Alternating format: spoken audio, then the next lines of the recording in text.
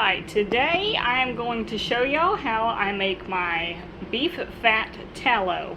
I use it for frying, and we also make soap out of it. We've been using the soap for a few months now. It's excellent. So every month we've got to go get tallow to render down. So what I'm going to start with, I got this pan on the stove. I'm going to turn this pan because I like to cook my tallow slow. So that's where I've got the knob at. Some people boil the tallow really fast, but I'm going to show you at the end of this video why I don't do that. We get a special treat out of it, and so does our doggies. So I'm going to go ahead and start cutting this, and I'll be right back with you. Alright, I wanted to show you how small I've got it cubed, and that it's starting to sizzle. I'm fixed to stir it. I'm still working on cutting. This was 6 pounds of beef fat, and I still have all of that to cut and put in that pan. Let me pan over here, and I'm going to give this a quick stir so you can see it's already starting to do its, see that? It's starting to create its grease. So I'm just going to stir this and keep it going. I don't really have a time frame. If I had to pick a time frame, this takes about 30 to 45 minutes. But I've never really, to be honest, timed it. It's just, I keep an eye on it. That's why I started cooking while I'm still cutting this up, because that reduces it to make more room for my 6 pounds. And I got this beef fat at a local supermarket. You just go to the meat department and ask them if they have any beef fat. A lot of times they want you to order it ahead of time. So, but that's where I get it from. It's super easy to do. We go grocery shopping there anyways. But let me get back to cutting. I'll be back.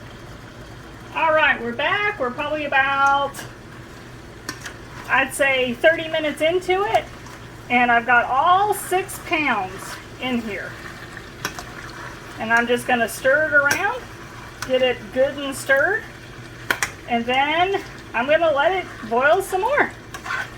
Like I said, this takes a little while, but it is well worth it, and you'll see in the end why it's worth it doing it this way and cutting it in the cubes. Some people put it through a meat grinder, which absolutely you can do that. You'll get little crunchies like would go on a salad or something, but we have a reason for doing it this way.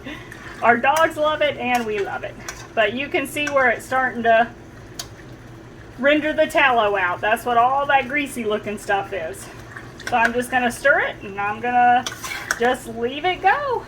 Probably come back and check it in about 10 minutes. Alright, here's the beef fat after it's been about 12 minutes. I've already given it a quick stir, and that's what it looks like, so we're gonna let it go longer.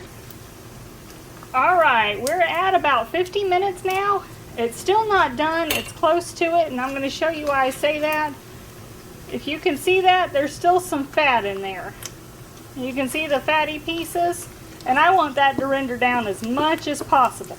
So I'm gonna keep it going even longer. Alright, I'm back. If you see how brown, we call these snacklins, by the way. If you see how brown that is, that's how I know my tallow's done. I'm going to turn it off, and I have this sitting over here so I can scoop them out into it, and then I'm going to sprinkle. This is a garlic shaker, however it's actually Redmond's real salt that we keep in it. It just makes it easier for us to put it on stuff. But let me go ahead and scoop it, and then I'll show you. Alright, this is the thing of snacklins we got, and we call it snacklins. This is why I said wait till the end, because these things are so good. They're crunchy.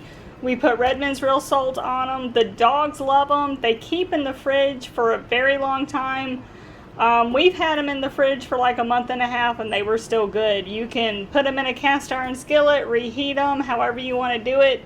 You know, if you want to add crunchies to whatever you happen to be eating, they make a good thing for that. I've got some that I'm going to go out and watch YouTube and eat. And this is the tallow. So we use this, we'll put it in our deep fryer or else in a cast iron skillet for frying. We fry almost everything in it that we're going to cook. It lasts a long time. It's got a very high heat point. I'll look that up. I want to say, I don't forget what the heat point, I don't remember what the heat point is, but it's one of the higher heat points as far as oils go. And it's a healthy oil. It's not a seed oil. It's not going to cause inflammation for you. It's very good to eat. So we cook almost anything in that that's going to be fried. But that's how much we get.